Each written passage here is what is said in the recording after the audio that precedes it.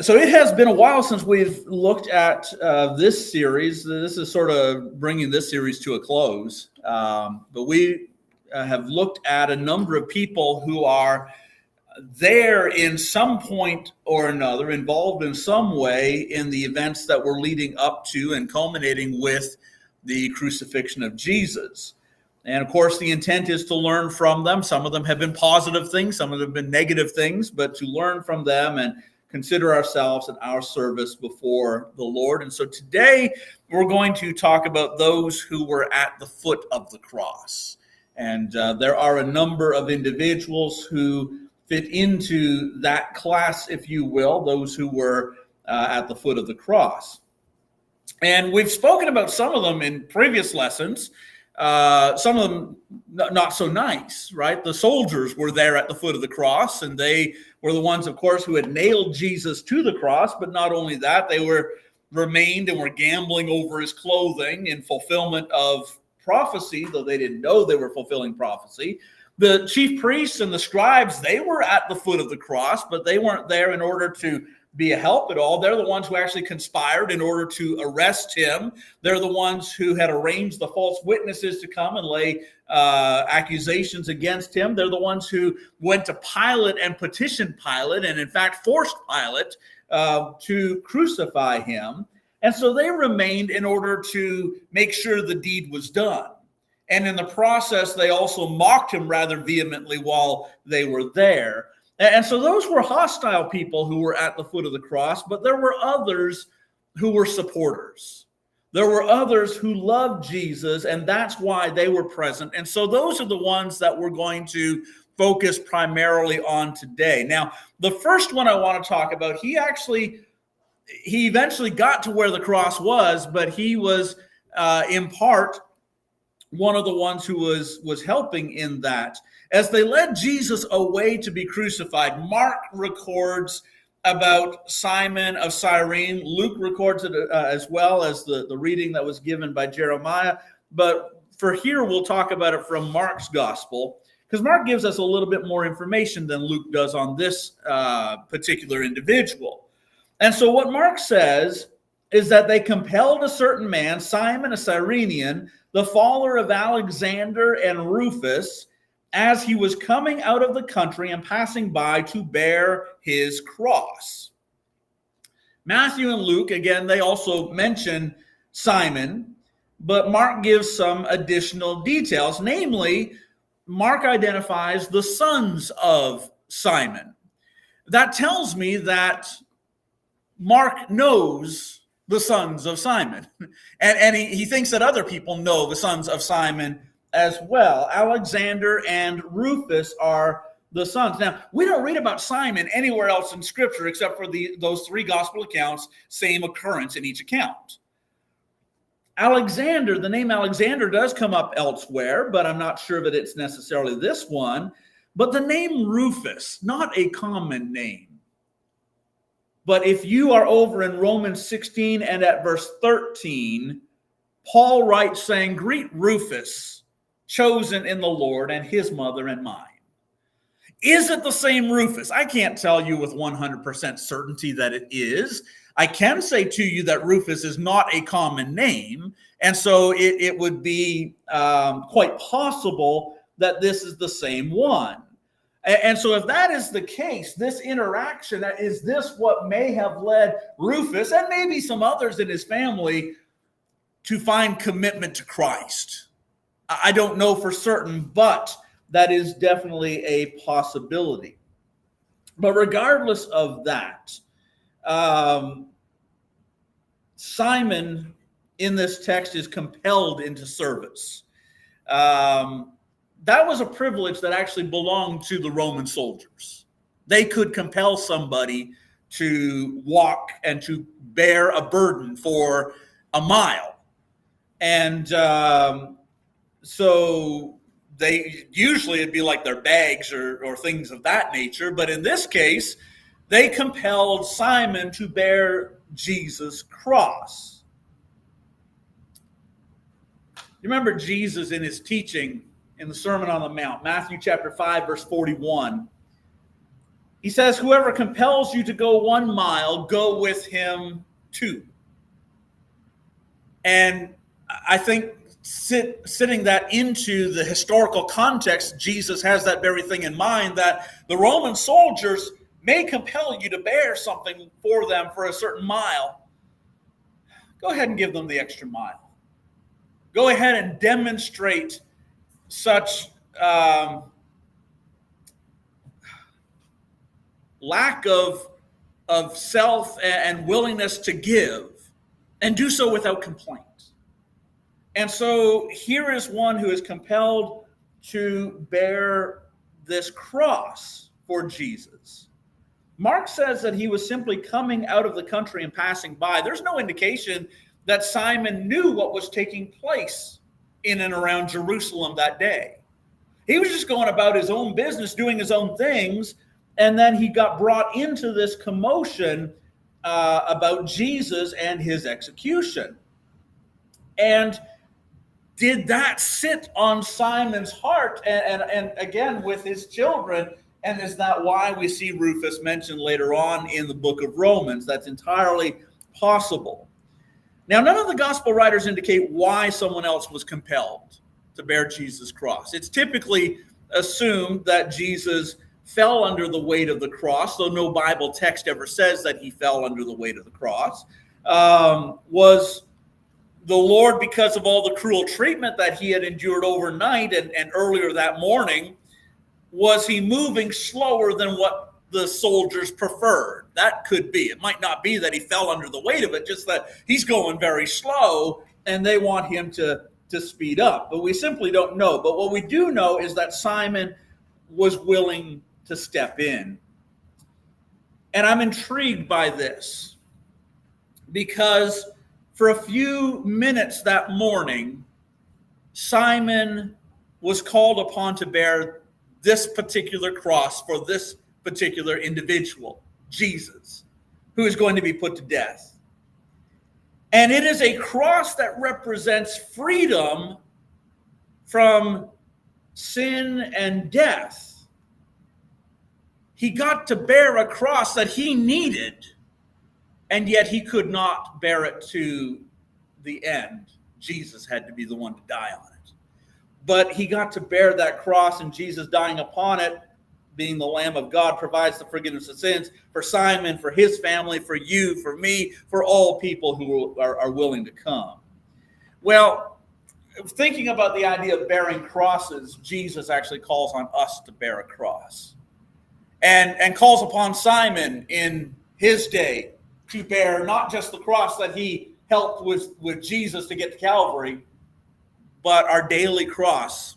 Luke 9, verse 23, he said to them all, if anyone desires to come after me, let him deny himself, take up his cross, and follow me. We all have a cross to bear. You and I can't be there where Simon was and bear Jesus' cross on that day. That's history that has taken place. But you and I are called today to take up our own cross, not his cross, but our cross. To take up our cross. Now, what's the idea of taking up a cross? Those who take up a cross are the ones who are going to die. That's typically how it works. They would bear their own cross and they would be taken out to wherever it was, that they would be crucified and they would die. Jesus asked you and I to take up a cross, to be willing to give ourselves entirely to him. That's why he prefaces it by saying that we need to deny ourselves. If we are so focused on self and self-interest and what's in the best for me in the short term, then we're not going to want to bear the cross that Jesus calls us to bear, because there's sacrifice involved in that. And it's not always a pleasant trip and walk to do that.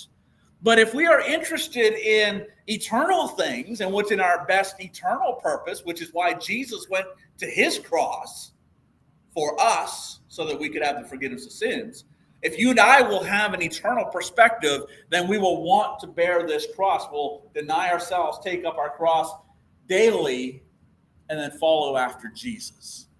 Simon, I don't know if he did that or not. I hope that he did. Rufus, perhaps his son, certainly did. May you and I take up our cross and follow after Jesus. In Luke's gospel, the text that was read to us by Jeremiah this morning, Luke tells us immediately after talking about Simon bearing the cross that there was a great multitude of people who followed him, and women also who mourned and lamented. These are not the apostles. You will recall that the apostles had dispersed, that when the arrest took place, that they were scattered, and so the apostles, for the most part, were not anywhere nearby. These are other individuals who followed after Jesus, and we don't know exactly who they are, but there is an indication in the context of where they are from, and that is that they are locals, that these are people from in and around Jerusalem. I say that because when Jesus answers their mourning and lamenting, he immediately says, daughters of Jerusalem. These are the locals. We're going to see some from a distance who will be there as well in a little bit.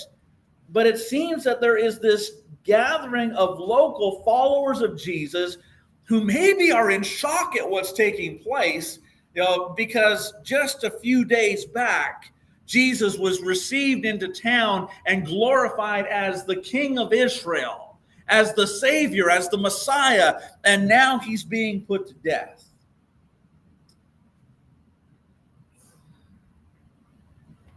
But these common people come out and mourn and lament what's happening to their Savior.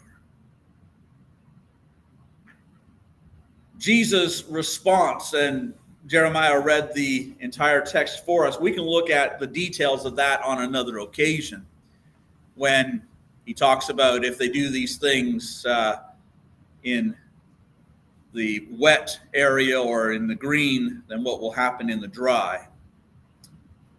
But just understand that their commitment to Jesus was such that they were not going to be silenced, and they were not going to be shunned away from there. They were present for him and seeking to be any kind of encouragement or help that they could in such desperate circumstances. In addition to these, there are others who were closer by, and these are the ones who came down from Galilee with Jesus. And depending on which gospel writer you're reading, you'll get a few different names put into the list. From John 19 and at verse 25, we're told that there stood by the cross of Jesus his mother and his mother's sister, Mary, the wife of Clopas, and Mary Magdalene. There's also Salome and a few others that are mentioned in other places. But specifically, John mentions the three Marys. Mary, Jesus' mother, Mary, Mary's sister, who is the wife of Clopas, and Mary Magdalene, whom Jesus had cast a demon out from. In Luke 23:49, it says, his acquaintances followed him from Galilee. These are certainly acquaintances, but likely a little bit more is intended in the way that Luke writes that. Mark's gospel in Mark 15, verse 40, Mary Magdalene, Mary the mother of James the Less and of Joseph, and Salome, and many other women. And so there's a large group of women who are here at the base of the cross. And these women, they're watching the happenings of that day. And of course, they're unable to intervene. There's nothing they can do in order to stop what's taking place. Nothing for them to do but to look on and to watch as Jesus suffered and died. But in addition to watching what was taking place, part of their purpose, as Jeremy had mentioned at the table today, was they were taking note of what happened with his body. They had great love and devotion for Jesus, and they wanted to be sure that he was treated with the utmost of respect. At this point, there's no respect being rendered to him, but they want to do what they can in order to serve Jesus even after he's dead. And so they take note of where his body is taken to. It is Joseph and Nicodemus, of course, who we have talked about previously, who come and take the body down. They know where the body is, and then they go and they prepare. They make plans and they make preparation so that they can minister to his body early on the first day of the week. And of course, that great question that was mentioned during the Lord's table this morning, why do you seek the living among the dead? That's what they heard when it came to the first day of the week. They went to go and serve, and he was not there, but what a glorious thing, because that means that he is risen. But may we have this kind of determination that we're not going to go hide somewhere. We're not going to be silenced and made not to show our devotion to Christ. They were there and ready to demonstrate their devotion to Jesus and wanted to serve in any way that they could. But I want us to focus on two individuals in particular who were at the base of the cross. John 19, verse 26 tells us, Jesus therefore saw his mother and the disciple whom he loved standing by. Talk about an emotional situation. His mother and the disciple whom he loved standing by. These were likely the two closest humans to Jesus. His mother brought him into this world. She raised him. She's the one who was very much involved in teaching him the ways of God. She is the one who has seen him grow from this baby to an amazing man, and not just a man, but the Son of Man. She saw his first miracle. In fact, she's the one who urged him to do so. Just so many things that she has seen. And there were times of doubt in her life. Mark chapter 3 talks about a time of doubt in her life. But what an emotional time. I don't think that we can understand the kind of turmoil this woman was going through. You see, a lot of people on that day lost a good friend and lost a leader. And though they had misconceptions about the idea of Messiah, they lost what they perceived, or they perceived they lost their Messiah. But she lost all that and her son. Beside Mary is John. He describes himself. This is John writing about himself, the disciple whom Jesus loved. He's not saying he didn't love the other disciples. Jesus loved Peter. Jesus loved James, who's the brother of John. He loved all of his disciples. But it just seems that as you read in the scriptures, there is this close relationship these two have. That John is the closest of all to Jesus, the disciple whom he loved. When Jesus was arrested, remember, we're told that all of the disciples fled. They all forsook him at that point. And that would have included John. But I think very quickly, John changed his mind and realized, I can't do that. I need to go and be where he is. And so we often focus on Peter and how, Peter was at a distance, right? And he kept on denying that he knew Jesus. He was there, but he was at a distance. And I don't know that man. I don't know what you're talking about. He even cursed and swore at one point, I do not know the man. But John was there. And we can see in the gospel accounts that John is the one who actually invited Peter to come on in. I don't know what the connection was that John had with those who were at the house of the high priest, but he knew some there.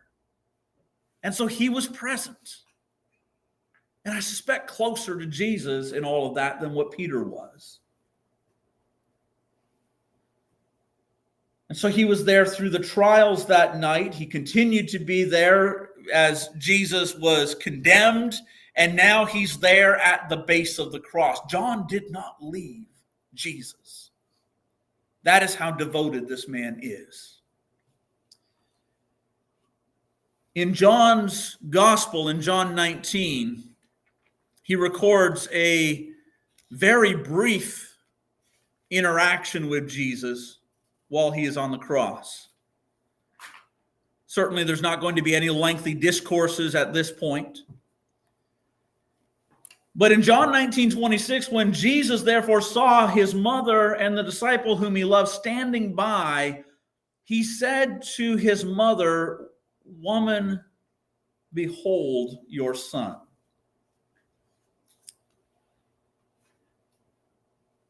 We're actually privy to an intimate conversation here. Woman, behold your son. First of all, with the word woman, understand there's no disrespect in that. It would be akin to saying mother today. He's not showing disrespect to his mom while he's there.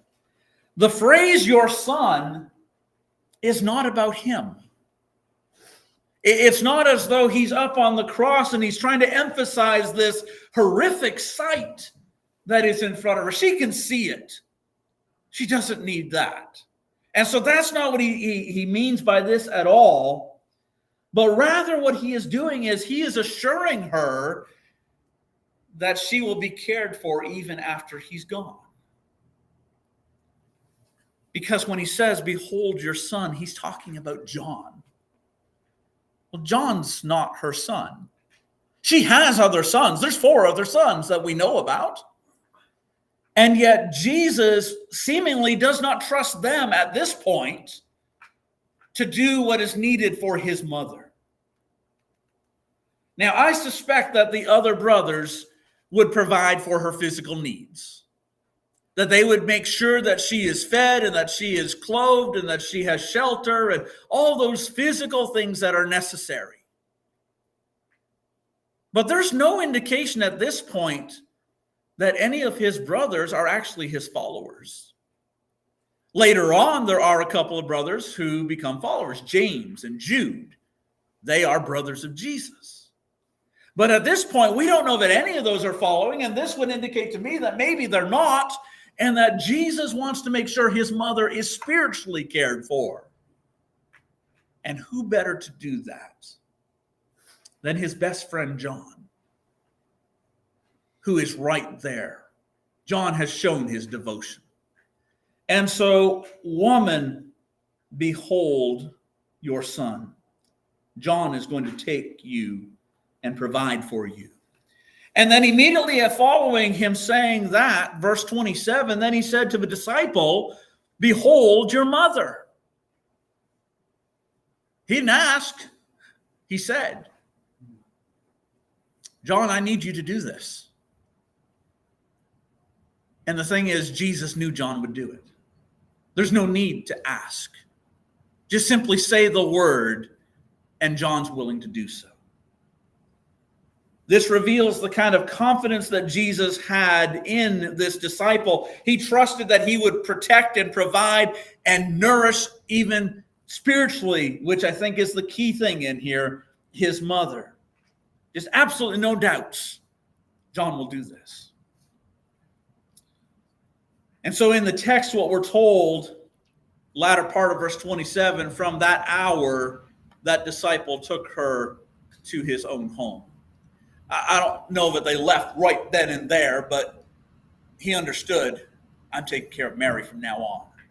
Mary is part of my household. And so he's called upon to do this duty, this service, and John is ready, willing, and able. Well, let's draw a few things together from this, and the lesson will be yours. There is a common denominator. There is a mutual thing that unites every one of the people that we've talked about in this lesson. All of these people who have been there at the base of the cross. And that common denominator is they love Jesus and they want to serve him. That's what they all wanted. And how they could serve him would be different depending upon circumstance, right? Some of them could do nothing but be there. And yet, you ever sat with a loved one who is dying? And maybe the only thing you can do for them is be there. And understand that that is a big thing for the one who is perishing. With Simon, I don't know what, if anything, Simon knew about Jesus before this day. But he served the Lord by carrying Jesus' cross for him. And did so momentarily, and perhaps the fruit of that appears years later when we've got this guy Rufus, a son of Simon, who is devoted to Jesus. So much so that Paul, the apostle, mentions the guy, and not just mentions him, he commends him. And Paul is so close to Rufus, and that he considers Rufus' mother to be his own. They're not biological brothers, but that's the kind of kinship and relationship that was developed, again, because of Jesus Christ. These people wouldn't have known each other apart from Jesus, just as among us. How many of us would know each other apart from Jesus? The great multitude of people that followed him on his way to Calvary, they were moved with devotion and love for him. That's why they were there. Just days earlier, he was declared the anointed one, the Christ, the King of Israel. And unfortunately, many had turned from that idea. Remember when the chief priests and the scribes were at Pilate, there was a crowd of people that had gathered, and they started chanting, "Crucify him." I don't know how many of them might have been there in the crowd that received him, but I suspect there might have been some crossover in those two crowds. But these would not turn from their commitment to the Christ, and so they mourned and lamented and were present for him. The Marys and the other women, they certainly loved Jesus. They were commonly following Jesus and ministering to his needs. And their love and devotion to the Lord was evident that day as well. Nothing that they could do except be there. They did not desert him. They were there for him even in this tough moment. And then Mary and John, two people Jesus cherished. He loved these two. Like, as I said, likely they were the closest people on earth to him. Their presence, first of all, speaks of their love for him and their devotion to him. But then John demonstrates this great measure of love and his willingness to serve in whatever capacity Jesus calls him to serve in. And so he will take Jesus' mother into his care. Well, friends, let me ask you, are we among those who love Jesus and seek to serve in whatever capacity we can serve? We're not going to be back there. This has happened. It's in the past. But in this present day, Jesus calls upon us to love him and to serve him. And what that looks like so far as service is going to be different from person to person. But do we have the willingness to do whatever we're called upon by the Lord to do, so that his name will go forth and he might be glorified and other souls might come to him? Moses, in Deuteronomy 11 and at verse 1, he said concerning God's people, Israel of the Old Testament, but the principle is applicable to you and I today, that you shall love the Lord your God and keep his charge, his statutes, his judgments, and his commandments always. Do we love the Lord? How much do we love the Lord? Do we love the Lord when it's convenient to love the Lord? And then when things get difficult, well, the folks who had that mentality, they weren't at the foot of the cross. They didn't go there because that would not be convenient. Do we love the Lord enough that even when things get tough, we're going to be there and stand for the Lord and do his will? Do we love his will enough? Are we committed enough to obey what he says, even if we don't completely understand why he wants us to do what he said he wants us to do? Do we trust him? We see this in those who are at the foot of the cross. The question is, does the Lord see this in us? I pray that it is so. May we encourage and uplift each other and help each other so that we can be the kinds of servants that Jesus Christ wants us to be. If we can help you in your walk today, if we can encourage you to have the kind of love and devotion and commitment to Jesus that we see in those who were there at the cross, let us know how we can do so. Let's be praying for each other and encourage one another at every opportunity and ability that we have. May our eyes be focused on Jesus, because he certainly was focused on us. That's why he died. He died so that you and I have a hope. So let's work towards that hope, and by God's grace and mercy, we will enter in. If we can help you in some way, let us know as we stand together and sing.